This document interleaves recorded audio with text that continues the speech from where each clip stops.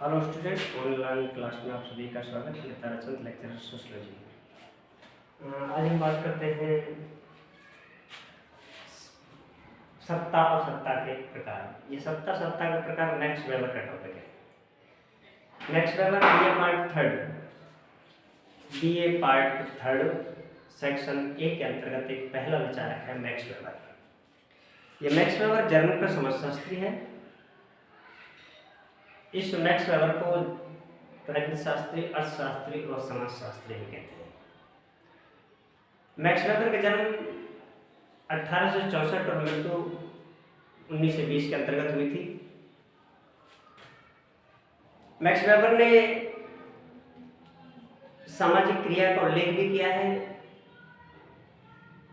सामाजिक क्रिया के सिद्धांत का उल्लेख अपनी प्रमुख पुस्तक the theory of social and organisation के अंतर्गत किया है। अर्थात सामाजिक क्रिया क्या है, सामाजिक क्रिया की परिभाषा, सामाजिक क्रिया की विशेषताएं, सामाजिक क्रिया के प्रकार और सामाजिक क्रिया की समझने के लिए बौद्धिक विधियां और आलोचनात्मक व्याख्या। इस प्रकार से मैक्स वेबर का पहला प्रश्न था। बाद में बात करते हैं मैक्स वेबर का द्वितीय प्रश्न वो है सत्ता और सत्ता के प्रकार। ऑथोरिटी सत्ता, कमांड आदेश,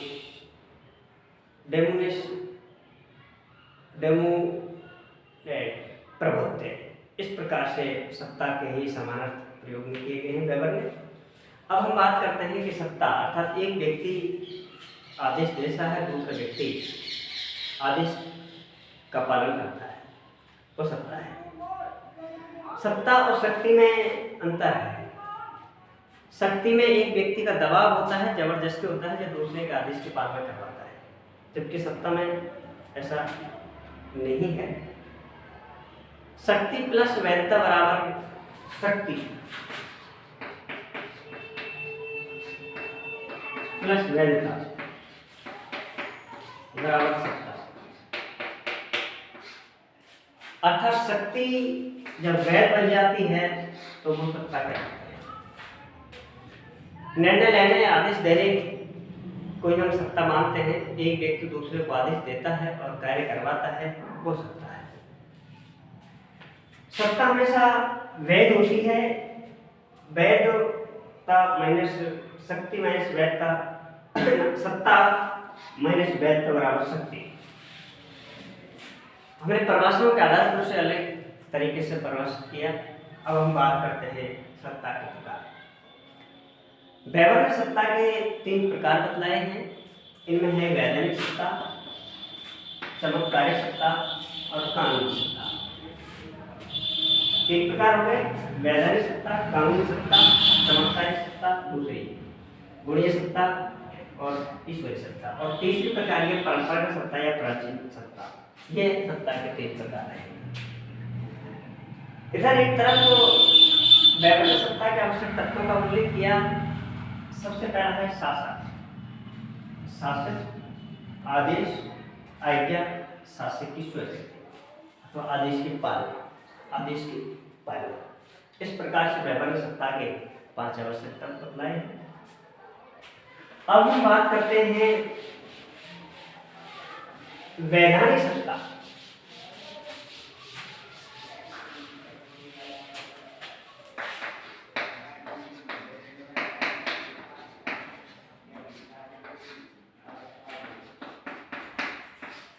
या कानूनी सत्ता।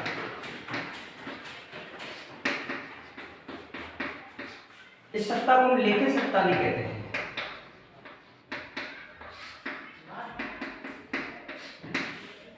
इसके जो नियम और कानून लिखित होते हैं, जैसे कि प्रधानमंत्री, उदाहरण दे रहा हूं मैं आपको।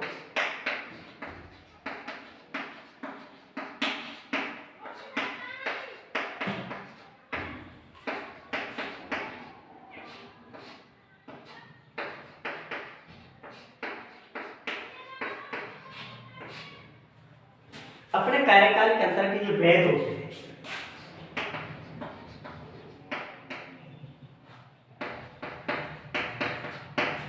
जब इनका कार्यकाल खत्म हो जाता है तो मात्र ये शक्ति बन जाती है। शक्ति, वैधता,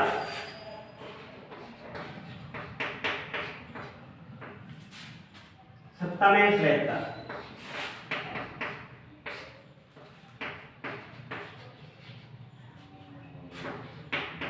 बराबर शक्ति, और शक्ति प्लस वैधता बराबर सत्ता। जब सत्ता में से वैधता निकल जाती है तो शक्ति रह जाती है, और शक्ति प्लस वैधता बराबर सत्ता बन जाती है। एक व्यक्ति अपने कार्यकाल के अंतर्गत आदेश देता है, जनता से काम करवाता है, अपने अधीनस्थ अधिकारियों से काम करवाता है, वो एक सत्ता है। तो वैधानिक सत्ता वो सत्ता होती है जिसमें नियम और कानून लिखित होते हैं, नियम और कानून का हस्तांतरण लिखित होता है, इसका समाज पर प्रभाव अधिक होता है। इस प्रकार की सत्ता आधुनिक युग के अंतर्गत अधिक देखने को मिलती है। ये हमारी वैधानिक सत्ता है। बात करते हैं हम चमत्कारिक सत्ता।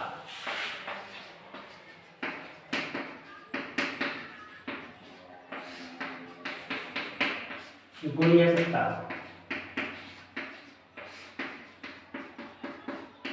वरदानी सत्ता,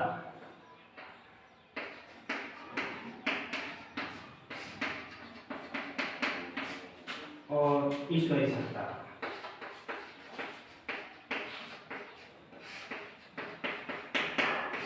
यह है हमारी एक चमत्कार। इसमें है महात्मा गांधी,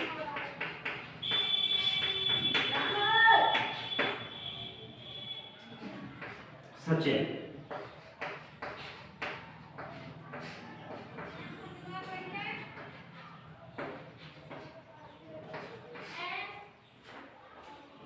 रविन्द्रनाथ टैगोर,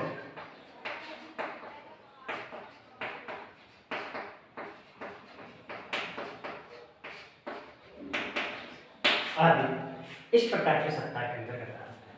तीसरे प्रकार की सत्ता है वो है परंपरागत।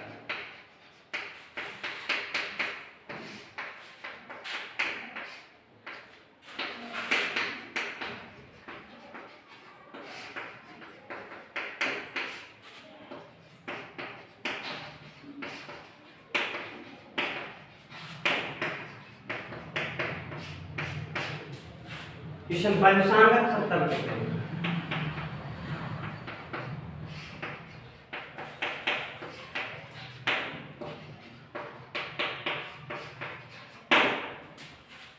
जैसे राजा, पंच,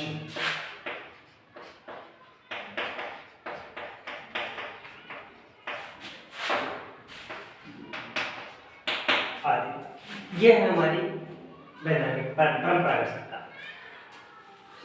चमत्कारिक सत्ता पहली सत्ता थी, वैधानिक सत्ता जिसे वैध सत्ता भी कहते हैं। इसमें एक व्यक्ति अपने कार्यकाल के अंतर्गत दूसरे व्यक्ति को आदेश देता है, आदेश की पालना करवाता है, निर्णय लेता है। वो हमारी लिए वैधानिक सत्ता है। कानूनी सत्ता भी है, इसे लिखित सत्ता भी कहते हैं। वैधानिक सत्ता के समस्त कानून लिखित हस्तांतर होते हैं, लिखित होते हैं। इनका प्रभाव समाज पर अधिक होता है, जिसे हम आधुनिक सत्ता भी कहते हैं। आधुनिक समय के अंतर्गत इसे अधिक देखने को मिलने के कारण संपूर्ण राज्य के शासन कार्य इसी के अंतर्गत चलाए जाते हैं, इसलिए हम उसको आधुनिक सत्ता भी कहते हैं। बात करते हैं हम दूसरा है चमत्कारिक सत्ता या गुणीय सत्ता या ईश्वरी सत्ता या वरदानी सत्ता।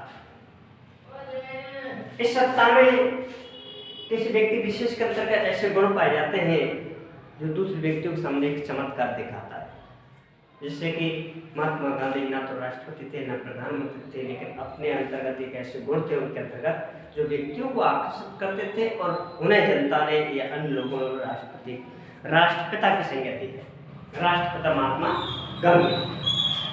इसी प्रकार से सचिन तेंदुलकर भी अपने क्रिकेटर के मठाधीश कहलाते हैं, और इसी साथ ही रविन्द्रनाथ टैगोर भी अपने आप में एक प्रसिद्ध व्यक्ति थे जिन्होंने अपने चमत्कार के कारण जनता को आकर्षित किया। तो यह प्रकार की जो सत्ता है वो है चमत्कार सत्ता, गुणीय सत्ता, ईश्वरी सत्ता, वरदानी सत्ता। और बात करते हैं परंपरागत सत्ता, अर्थात प्राचीन काल से निरंतर चली आ रही सत्ता को ही हम परंपरागत सत्ता, इसे हम मौखिक सत्ता भी कहते हैं, वंशांगत सत्ता भी कहते हैं।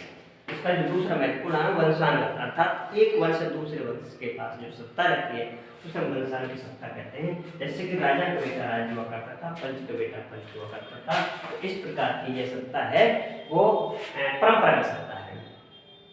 लेकिन ये सत्ता मौखिक हस्तांतरण होती है, इस पर समाज का विशेष प्रभाव होता है, ये अलिखित होती है, अलिखित होती है, अलिखित।